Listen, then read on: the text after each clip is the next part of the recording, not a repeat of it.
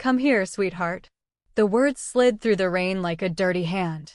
Officer Maya Brooks stopped beneath the broken glow of a street lamp, one boot planted in a shallow river of gutter water. The radio at her shoulder hissed with distant static. Somewhere behind the row of shuttered stores, a bottle shattered, followed by laughter. 7 men stepped out from the mouth of the alley. They did not rush her. They did not need to. They spread slowly across the sidewalk, shoulder to shoulder, cutting off the street behind her and the narrow passage to her left. Black jackets, heavy boots, silver chains catching the weak orange light.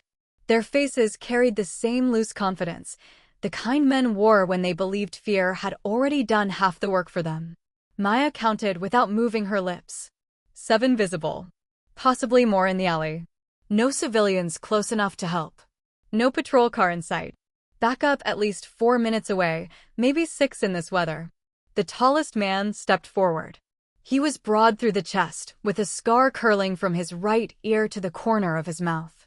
A gold ring flashed on his index finger as he pointed at her. I said, come here. His men laughed. Maya felt the rain slip beneath the collar of her uniform. Cold water ran down her spine, but her breathing stayed slow. In through the nose. Out through the mouth. The badge on her chest felt heavier than usual. Not because she was afraid of them. Because she knew what the badge demanded. Restraint. Judgment. Control. The scarred man tilted his head, studying her as though she were something left in the wrong place. You lost, officer? Maya said nothing. His smile widened. One of the younger men moved to her right, dragging a metal pipe along the brick wall. The scraping sound made her teeth tighten. Another lifted his phone, already recording. Look at her, someone said. She thinks that uniform makes her important. More laughter. Maya's right hand remained near her belt, close enough to react, far enough not to provoke. Her fingers did not touch the weapon. Not yet. The scarred man stepped closer until only the rain stood between them. You knew around here? His breath smelled of cigarettes and sweet liquor. Maya looked directly into his eyes. Clear the sidewalk. The laughter stopped for half a second. Then it came back louder. The man with the phone whistled. Listen to that voice. The leader glanced over his shoulder at his crew, pretending to be impressed. She gave an order. He turned back to Maya. Then he reached out and tapped 2 fingers against her badge. Once. Twice. The small metallic clicks sounded sharper than gunfire in the empty street. Every muscle in Maya's body tightened. Memory moved beneath her skin before she could stop it. Desert heat, dust in her mouth, boots running across concrete, a voice shouting commands through smoke. She buried it. This was not a battlefield. These were not enemy soldiers. She was a police officer now. The scarred man leaned closer. Let me explain something, sweetheart. This corner belongs to us. Maya's gaze moved past him. A dark sedan idled across the intersection with its lights off. Someone was watching. Someone important enough that the gang wanted to perform. The leader reached for her radio. Maya caught his wrist before his fingers touched it. The movement was fast, clean, almost invisible. His smile disappeared. For one breath, the whole street froze. Maya released him immediately. Do not touch my equipment. The man stared at his wrist, then at her face. Humiliation burned through him faster than anger. Behind him, no one laughed now. Rain struck the pavement in hard silver lines. The leader stepped back, rolled his shoulder, and looked toward the man holding the phone. Keep recording. Then he faced Maya again. His expression had changed. The teasing was gone. Now, he said quietly, we teach her some respect. The 7 men began to close in. The circle around Officer Maya Brooks tightened by another step. Rain drummed against leather jackets and soaked the blue fabric of her uniform, yet she didn't move. Her eyes stayed on the man with the scar while her ears measured everything else, the scrape of boots across wet pavement, the metallic rattle of the pipe against the wall, the nervous breathing of the youngest gang member standing just behind the others. People always assumed courage looked loud. They were wrong. Sometimes courage looked like standing perfectly still when every instinct begged you to prepare for violence. Across the street, An elderly woman quietly switched off the lights inside her convenience store. The blinds rolled down one slat at a time. She wasn't abandoning Maya. She was surviving. Everyone in this neighborhood had learned this same lesson years ago. When the Iron Kings appeared, you looked away. No witnesses. No heroes. No names. Maya couldn't blame them. 3 weeks earlier, she had transferred to East Harrison Precinct after requesting the assignment herself. Most officers with her record asked for quieter districts or positions that promised promotion. She had chosen the neighborhood everyone else tried to avoid. The captain had looked over her file twice before asking the same question. Why here? Her answer had been simple. Because children still walk these streets. She never mentioned the rest. She never talked about growing up only 12 blocks away from another neighborhood ruled by fear. She never spoke about her mother, who worked double shifts cleaning office buildings before taking a night job at a hospital. Or about the nights they slept on the living room floor because bullets occasionally found apartment windows. Fear had been her first language. Hope had been the second. Her mother insisted that only one of them deserved to stay. Never let fear become more comfortable than kindness, she used to say while stitching torn school uniforms by hand. Fear protects your body. Kindness protects your soul. Maya carried those words long after she buried the woman who taught them. The Marine Corps had sharpened her discipline. Law enforcement had tested her patience. But her mother's lessons remained the strongest part of her. That was why she wore the badge. Not for authority. Not for power. For people who had forgotten what safety felt like. A gust of wind pushed Rain sideways across the empty street. The gang mistook her silence for hesitation. The youngest member smirked. I don't think she's ever been in a real fight. Another laughed. She's probably waiting for someone to save her. Maya almost smiled. If they had opened her personnel file, they would have found commendations for crisis negotiation, community policing, and de-escalation. They would have seen awards for protecting civilians during an apartment fire and rescuing 2 children from a flooded vehicle. What they would not find were the classified pages. The overseas deployments. The months that had taught her how quickly violence consumed everyone it touched. She had promised herself the day she left the Marines that she would never treat force as a shortcut. Force was always the last answer, never the first. She slowly lifted both empty hands, palms visible. I don't want anyone getting hurt tonight, she said evenly. The scarred leader burst into laughter. There she is. His crew joined him. I knew she'd start begging. Maya shook her head once. You misunderstood me. The rain softened for just a moment, leaving only the distant rumble of thunder. I wasn't asking for my safety. Her steady gaze moved from one face to the next. I was asking for yours. For the first time since they surrounded her, uncertainty flickered across more than one pair of eyes. Only for a heartbeat. Then the scarred man grinned wider than ever. He spread his arms toward his crew. You hear that? He pointed directly at Maya. She thinks she's the dangerous one. The laughter returned. But this time, not everyone was laughing with the same confidence. The laughter echoed between the abandoned storefronts, bouncing off cracked brick walls until it sounded larger than the 7 men who stood in front of Officer Maya Brooks. That was exactly how the Iron Kings wanted it. Fear always traveled farther than truth. Maya had read every report before accepting her transfer to East Harrison Precinct. Assaults, armed robberies, extortion, witness intimidation, drug trafficking. Cases that collapsed because surveillance cameras mysteriously failed or witnesses disappeared before trial. Every document told the same story without ever saying it outright. The Iron Kings didn't merely operate in the neighborhood. They controlled its heartbeat. Every shop owner knew which envelopes had to be left beneath the register on Friday nights. Every teenager knew which corners belonged to the gang after sunset.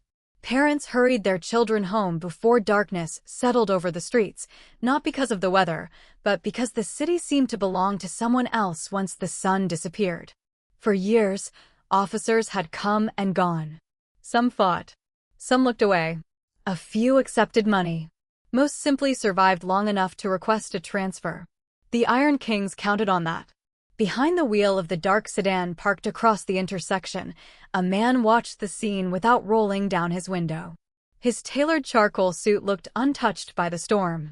A silver watch rested against his wrist as he tapped one finger slowly on the steering wheel. Vincent Cross. To the city, he was a respected businessman. His name appeared beside charity galas, redevelopment projects, and generous donations to youth programs. Local politicians shook his hand in public. News cameras loved his smile. But inside police intelligence files, his name surfaced in connection with nearly every organized crime investigation in the district. Never enough evidence. Never enough witnesses. Never enough courage. Cross wasn't interested in street fights. He was interested in loyalty. Tonight wasn't about hurting a police officer. It was a test. If his men could publicly humiliate the newest officer assigned to the neighborhood, word would spread by morning. Residents would lose whatever fragile confidence they still had in law enforcement. Patrol officers would hesitate before entering the district alone. Another invisible victory would belong to the Iron Kings without a single shot being fired. Cross lowered his window just enough to hear. The rain carried every word. Teach her some respect. A faint smile appeared on his face. Back on the sidewalk, Maya recognized the sedan. Not the driver. The pattern. She had seen commanders observe training exercises from a distance without interfering. Good leaders studied behavior before making decisions. Someone inside that vehicle wasn't a spectator. He was evaluating. That realization changed everything. This confrontation was no longer random. It had been staged the moment she turned onto this block. The scarred leader cracked his knuckles. "You know what your problem is, officer?" Maya remained silent. "You came here thinking this badge means something." He jabbed a finger toward the patch on her shoulder. "Out here, we make the rules." His men nodded in agreement. The youngest among them looked barely 20. His hands trembled ever so slightly despite the tough expression he tried to wear. Maya noticed bruised knuckles, faded tattoos, and exhaustion hidden beneath forced confidence. She had seen young men like him before. Not in this city. In another country. Different uniforms. Different language. The same frightened eyes pretending to belong to fearless soldiers. Violence always recruited the lonely first. She wondered how many of these men had ever been given another choice. "You're still looking at us like we're worth saving," one gang member sneered. Maya answered quietly. "Everyone is." The words caught them off guard. For a brief second, even the rain seemed softer. Then the scarred leader barked a harsh laugh. "Listen to her." He turned toward his crew. "She thinks she's a social worker." The group laughed again, but it sounded thinner now. Because kindness confused people who expected hatred. Inside the sedan, Vincent Cross leaned forward. His smile faded. Most officers answered insults with anger. Some answered with fear. This woman answered with compassion. He had no idea why. But instincts built over 20 years in the criminal world whispered the same warning they always did when something refused to behave as expected. Be careful. The people who remain calm when surrounded usually know something you don't. Cross reached for his phone but stopped before dialing. "No," he murmured to himself. "Let's see who she really is." On the sidewalk, the scarred leader slowly removed a folding knife from his pocket. The blade snapped open with a sharp metallic click. Every laugh vanished. The game was over. Now someone was about to make the first irreversible mistake. The knife caught the glow of the street lamp. For a split second, the blade looked almost beautiful, reflecting streaks of rain as if the storm itself had been sharpened into steel. Officer Maya Brooks didn't reach for her gun. She didn't flinch. She didn't even shift her stance. Instead, she watched the scarred man with the same calm expression she had worn since the first voice called her sweetheart. That unsettled him more than fear ever could. People were supposed to panic when a knife appeared. They were supposed to step backward, beg for mercy, or make a mistake. She did none of those things. The scarred leader twirled the folding knife between his fingers before pointing its tip toward her chest. "You still think everyone deserves saving?" His voice was lower now. Meaner. Closer. Rainwater dripped from the blade onto the sidewalk. Maya met his eyes. "I do." The answer came without hesitation. The men around them exchanged confused glances. No one expected that response. The leader chuckled. You don't even know my name. I don't need to. You don't know what I've done. I've read enough. The smile disappeared from his face. So you know I'm dangerous. I know you've convinced yourself that you are. His jaw tightened. You got guts. No. She shook her head slightly. I have responsibility. The words landed harder than any insult. For a heartbeat, the street fell silent except for the steady rhythm of rain striking broken concrete. Across the intersection, Vincent Cross watched from inside the sedan. He leaned closer to the windshield. This wasn't unfolding the way he had planned. His men usually dominated conversations through intimidation. Victims either exploded with anger or collapsed into fear. This officer did neither. She kept redirecting the encounter towards something the Iron Kings didn't understand. Self-control. Cross had built an empire by predicting human behavior. Yet this woman refused to fit any pattern. Back on the sidewalk, the youngest gang member shifted uneasily. His name was Eli, 19 years old. He had joined the Iron Kings 8 months earlier after his older brother was killed in a drive-by shooting. The gang had promised him family, protection, purpose. Instead, they handed him errands, threats, and violence. Tonight was supposed to prove he belonged. Yet, standing only a few feet from Maya, he couldn't stop staring at her face. She wasn't looking at him with hatred. She wasn't looking at any of them with hatred. It made him uncomfortable. Boss, Eli muttered. The scarred leader ignored him. He stepped even closer until the knife rested only inches from Maya's badge. You know what I see? Maya remained silent. I see someone hiding behind a uniform. He tapped the blade lightly against the metal badge. You take this off. Tap. You're just another woman. Tap. Alone. The sound echoed louder than it should have. Maya looked down at the badge for only a moment. Then she looked back up. You've misunderstood something. The leader raised an eyebrow. This badge doesn't make me who I am. She gently touched the edge of the shield on her chest. It reminds me who I'm supposed to be. No one laughed. Even the men holding their phones lowered them slightly. There was no dramatic speech. No shouting. Just a woman speaking with complete certainty. The scarred leader suddenly grabbed the front of her uniform and yanked her forward. Buttons strained. The fabric stretched. Several gang members cheered. Across the street, an elderly man watching through the curtains of his apartment whispered a prayer. Inside the sedan, Vincent Cross's fingers stopped tapping. His instinct screamed that something was about to change. Not because his men were winning. Because the officers still hadn't reacted the way anyone expected. Maya could smell alcohol on the leader's breath. She could feel the pressure of his hand gripping her shirt. She could see the knife only inches away. Every lesson from her years in the Marine Corps echoed through her memory. Distance. Balance. Timing. Control. One movement. That was all it would take. One movement to put him on the ground before anyone understood what had happened. But she didn't move. Not yet. Because she had spent years learning another lesson after leaving the military. The greatest victory wasn't defeating an opponent. It was preventing a fight from ever beginning. She spoke quietly enough that only the scarred man could hear. You still have a choice. He laughed directly into her face. No, officer. His grip tightened. You do. Then, without warning, another voice shattered the tension from the far end of the street. Police. Drop the weapon. Every head turned. 2 patrol cars burst around the corner, their red and blue lights cutting through the rain like lightning. For the first time that night, the Iron Kings realized they were no longer in control.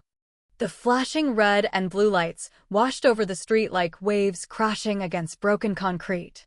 For one brief moment, everyone froze. The Iron Kings looked toward the approaching patrol cars.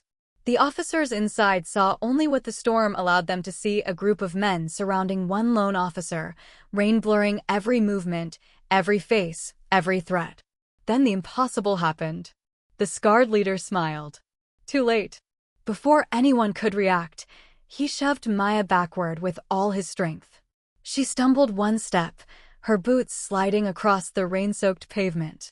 At the same instant, the knife disappeared into his jacket. To anyone arriving at that exact second, It looked as though nothing more than a loud argument had taken place. The leader knew exactly what he was doing. He had played this game before. Hide the weapon. Act offended. Let witnesses question the officer instead. One of his men immediately shouted toward the incoming patrol cars. She attacked us. Another grabbed his own shoulder and pretended to lose balance. Officers gone crazy. A third lifted both hands dramatically. We didn't touch her. The performance was almost convincing. Almost. Maya studied herself without raising her voice.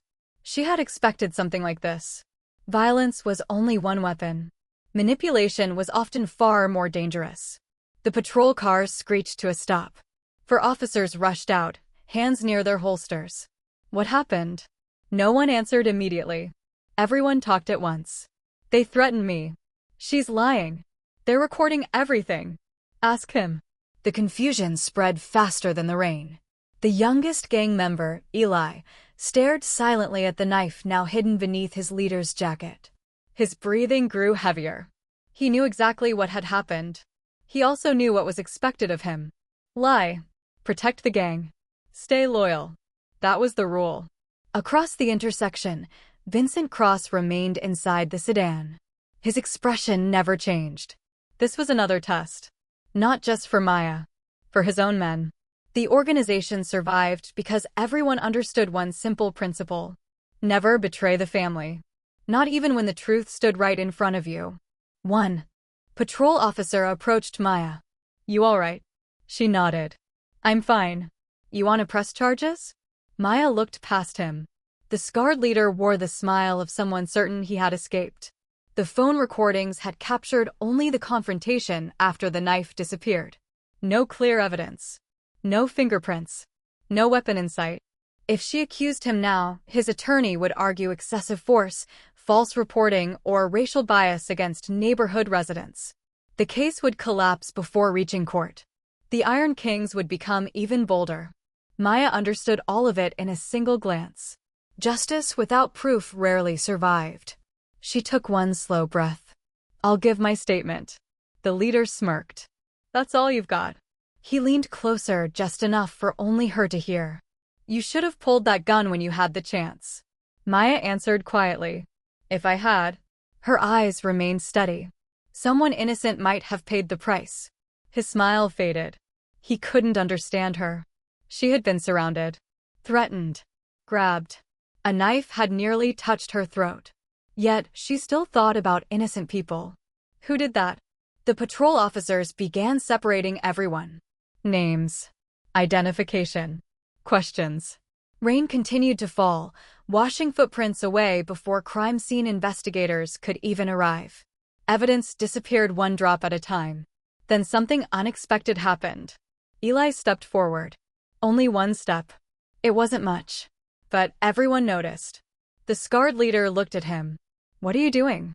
Eli swallowed hard. His eyes met Maya's for the first time. She didn't nod. She didn't encourage him. She simply waited. The silence felt heavier than thunder. Vincent Cross watched through the windshield.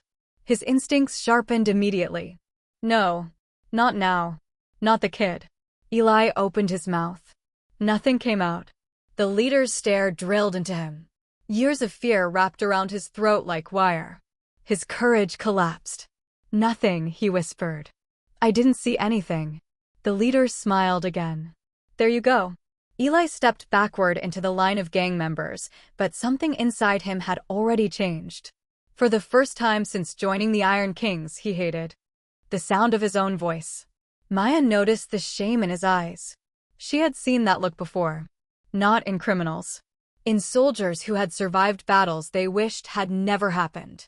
People rarely changed because they were defeated. They changed because they could no longer live with themselves. As officers continued taking statements, Vincent Cross quietly started the engine of his sedan. He had seen enough. This officer wasn't dangerous because she could fight. She was dangerous because she made people question who they were. And if even one member of the Iron Kings began to doubt, the empire he had spent 20 years building could begin to crack from the inside. Without another glance, the black sedan rolled silently into the rain. Maya watched its taillights disappear into the darkness. She didn't know who had been inside. But deep in her instincts, she knew one thing with absolute certainty. The real enemy had just driven away. The rain had finally begun to ease. Not enough to reveal the stars, but enough for the city to breathe again. Water dripped steadily from fire escapes, broken traffic signs, and the edges of forgotten rooftops. The flashing lights from the patrol cars faded one by one as officers completed their reports and pulled away from the curb. Within 20 minutes, the street looked almost ordinary. Almost. Yellow evidence markers sat abandoned near the curb, already collecting tiny pools of rainwater. A length of police tape fluttered lazily in the wind before tearing loose and disappearing into the darkness. Violence rarely lasted long. Its echoes did. Officer Maya Brooks remained where everything had happened. Her uniform was soaked through. Mud clung to the knees of her trousers where she had nearly lost her balance after being shoved. The skin beneath her collar had begun to ache from the cold, yet she welcomed it. Pain reminded her she was still present. Still human. Still capable of choosing who she wanted to become tomorrow. A younger officer approached carrying 2 paper cups. "You should head back," he said, handing her one. "The captain can finish the paperwork." Maya accepted the coffee with a quiet smile. The warmth seeped into her frozen fingers. "I'll leave in a minute." The officer hesitated. "I watched some of the body camera footage." Maya looked up. "You never reached for your weapon." She simply nodded. "I noticed. I don't know if I could have done that." She looked toward the empty intersection. "You don't know until the moment comes." The young officer lowered his eyes. They would have deserved it. For a long moment, Maya didn't answer. Steam curled from the coffee into the cold night air. "When I was 23, she finally said, I believed winning meant ending every fight." The officer listened without speaking. "Then I spent years surrounded by people who believed the exact same thing." She looked beyond the buildings as though seeing another country entirely. "There are victories that leave everyone broken." The words hung quietly between them. The young officer nodded once before walking back toward his patrol car. He had expected tactics. Training. A lesson about defensive procedures. Instead, he received something much harder to carry. Perspective. Maya stood alone again. The silence felt familiar. Years earlier, after one overseas operation, she had stood beneath another sky waiting for helicopters that arrived too late to save 3 members of her unit. She still remembered the silence afterward. No gunfire. No shouting. Only wind moving across empty ground. That had been the day she understood something no military manual could teach. Strength wasn't measured by how many people you could defeat. It was measured by how much of your humanity you could protect while surviving the worst parts of the world. She closed her eyes for only a second. Faces returned. Friends. Enemies. Children caught between them. None of them had wanted war when they were born. Life had simply carried them there. A car door opened behind her. Captain Daniel Mercer stepped onto the sidewalk, his coat pulled tightly against the cold. "I've been looking for you." Maya turned. "You should be home." "So should you." He glanced toward the alley where the confrontation had begun. "I reviewed the preliminary reports. And? The district attorney says there isn't enough evidence to arrest anyone tonight." Maya wasn't surprised. Mercer studied her carefully. "You don't seem angry." "I am." "Then why don't you look it?" She looked at the empty street. "Because anger isn't the same as purpose." The captain exhaled slowly. After 30 years in law enforcement, he had met officers who enjoyed confrontation, others who feared it. Very few understood the difference between justice and revenge. "You know they'll see tonight as a victory." "Maybe. They'll come after you again." "I know." He waited. "So why stay?" Maya smiled faintly. "Because someone stayed for me once." Mercer frowned. She never explained. Some memories didn't belong in official conversations. At the far end of the street, hidden behind the curtains of a second-floor apartment, an elderly woman who had watched the entire confrontation slowly placed a candle in her window. Then another light appeared. Across the street. Then another. One by one, apartment windows that had remained dark for years quietly began to glow. No speeches. No applause. Just ordinary people choosing not to hide in darkness for one more night. If this moment touched your heart, remember this. Sometimes courage doesn't begin with a punch or a victory. Sometimes it begins with one person refusing to surrender their kindness when the world expects hatred. Maya looked up at the growing lights. She didn't know it yet, but somewhere in those windows, someone had decided to tell the truth. By sunrise, the story had already spread. Not through the evening news, not through official police statements, but through whispers. A cashier mentioned it to the first customer of the morning. A bus driver repeated it to a mechanic during his coffee break. A janitor overheard two teachers discussing the lone officer who had stood against the Iron Kings without drawing her weapon. Every retelling changed a small detail. The gang became larger. The rain became heavier. The danger became greater. Only one thing remained exactly the same. The officer had refused to surrender her dignity. Inside East Harrison Precinct, Captain Daniel Mercer stood before a wall of surveillance monitors, his jaw clenched. Technicians replayed every available camera angle from the previous night. Traffic cameras, storefront security systems, city surveillance feeds. None of them captured the knife clearly. None of them showed the entire confrontation. The blind spots had been chosen almost perfectly. Mercer rubbed his forehead. They knew exactly where the cameras couldn't see. One detective nodded. They've done this before. Before Mercer could answer, the front desk officer hurried into the room.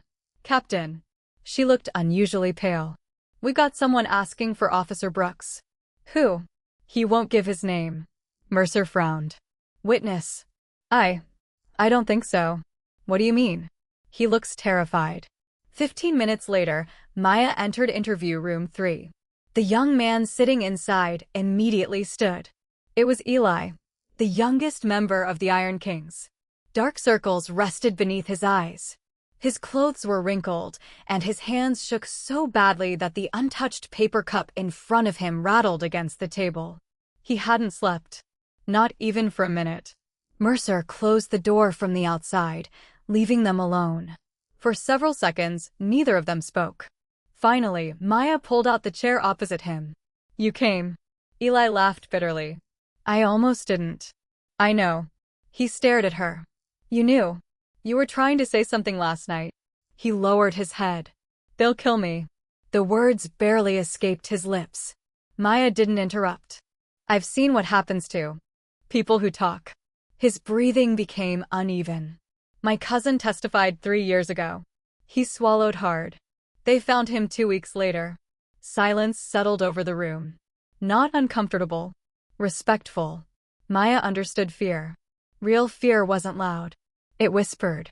It convinced people that surviving another day was more important than telling the truth. You don't have to do this, she said quietly. Eli looked up in disbelief. What? You don't owe me anything. He stared at her. I threatened you. Yes. My friends surrounded you. They did. I stood there while he pulled the knife. You did. His voice cracked. So why are you talking to me like? He couldn't finish the sentence.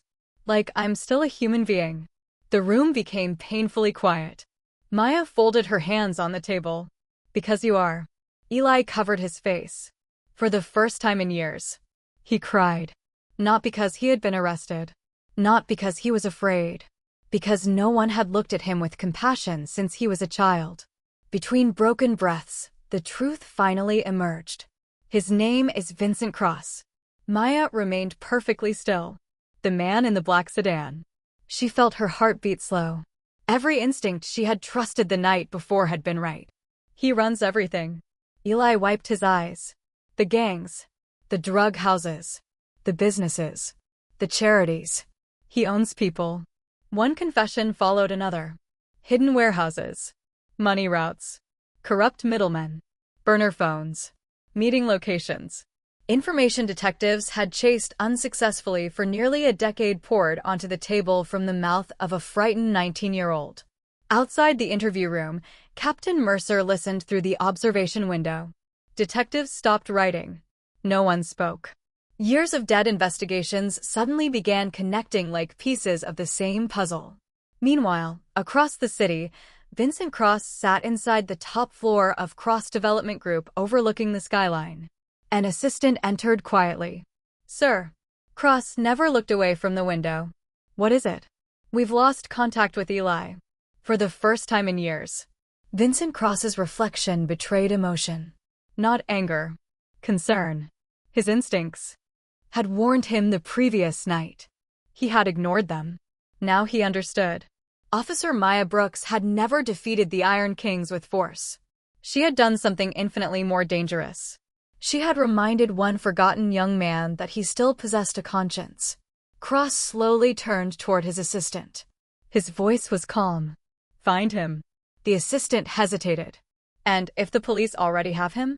Cross's eyes became colder than the rain that had fallen the night before. Then he said quietly, "This stops being a street problem." He reached for his coat. "It becomes a war. If this chapter moved you, remember this: the greatest victories are not won by breaking someone's body, but by awakening a conscience they believed was already dead."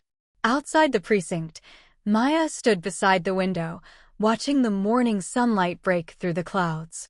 She didn't know Vincent Cross had just made his decision. But somewhere deep inside, the old instincts she had carried from another battlefield were beginning to wake up once again. The first raid began at 4:17 a.m. By sunrise, 3 warehouses had been secured.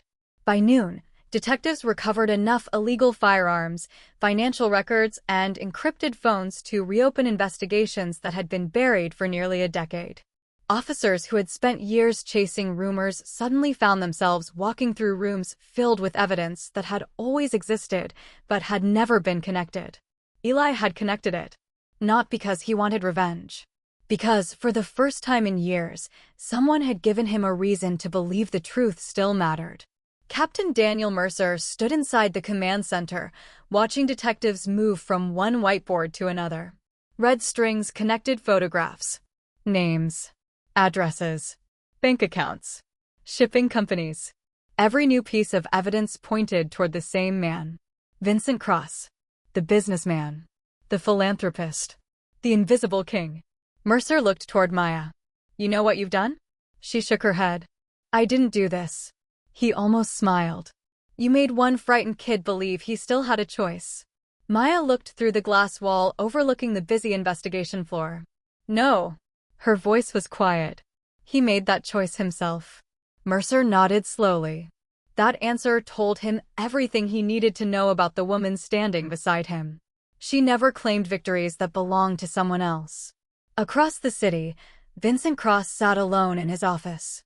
The room was silent except for the ticking of an antique clock that had hung behind his desk for over 20 years. One by one, his phones stopped ringing. His attorney. His accountant. A warehouse manager. Then another call. Another. Another. Every conversation lasted less than 30 seconds. Every voice carried the same message. "The police are here. They have warrants. They know." Cross stared at the city skyline through floor-to-ceiling windows. For years he had believed power came from fear. Fear kept employees loyal. Fear silenced witnesses. Fear built empires. Now, one frightened 19-year-old had shaken everything. Not because Eli was powerful. Because courage spread faster than fear once someone dared to show it. Cross closed his eyes. He remembered the previous night. The rain. The officer.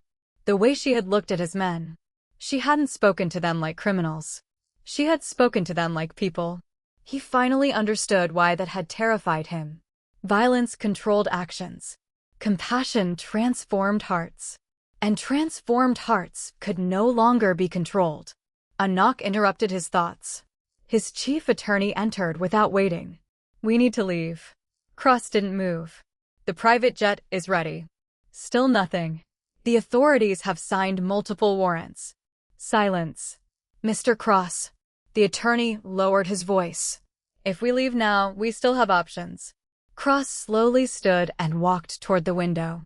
Far below, people crossed sidewalks without ever looking up at the tower that had symbolized his success. For the first time in years, he realized how completely alone he was. No family. No genuine friends. Only people paid to stay close. Power had bought obedience. Never love. He turned away from the glass. Cancel the flight. The attorney blinked. Sir, I said cancel it. They'll arrest you. I know. The attorney stared in disbelief. Cross picked up his suit jacket. I've spent 20 years running. He looked toward the office door. I'm tired. That afternoon, every television station in the city interrupted regular programming. Police vehicles stopped outside Cross Development Group. Reporters crowded the sidewalks. Cameras flashed relentlessly. When Vincent Cross stepped through the front entrance, he wasn't surrounded by bodyguards. He was alone. Detectives approached carefully. No one spoke. Cross extended his wrists before anyone asked.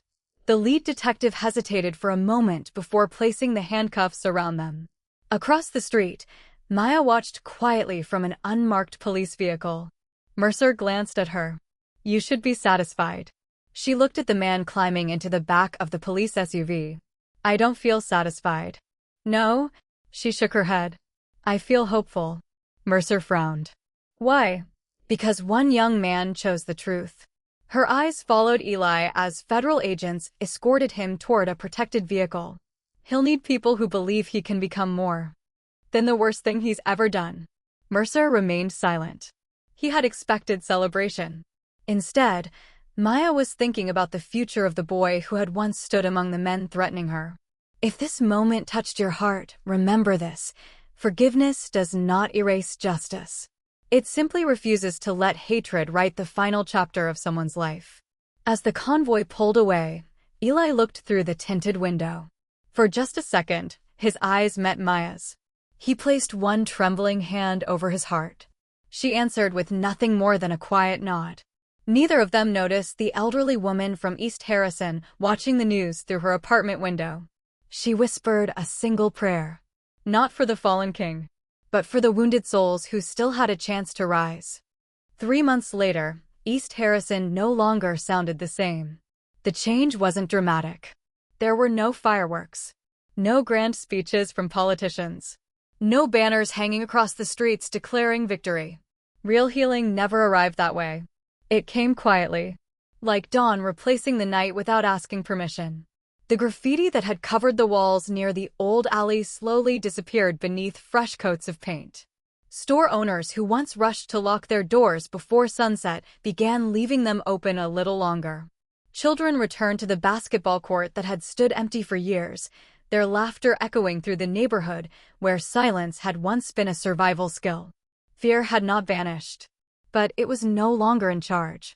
Inside courtroom 7, Vincent Cross stood before the judge wearing the same calm expression he had carried through every hearing. The evidence had been overwhelming. Financial records, witness testimony, recovered weapons, encrypted communications.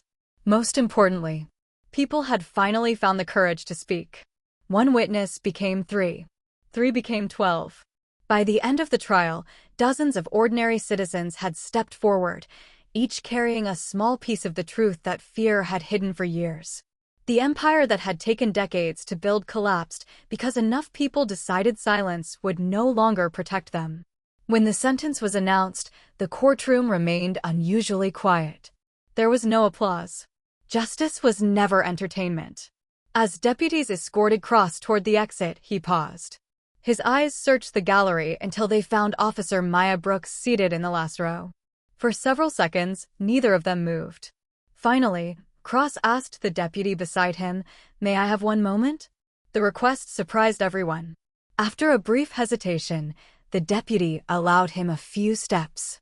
Cross stopped several feet away from Maya. Close enough to speak.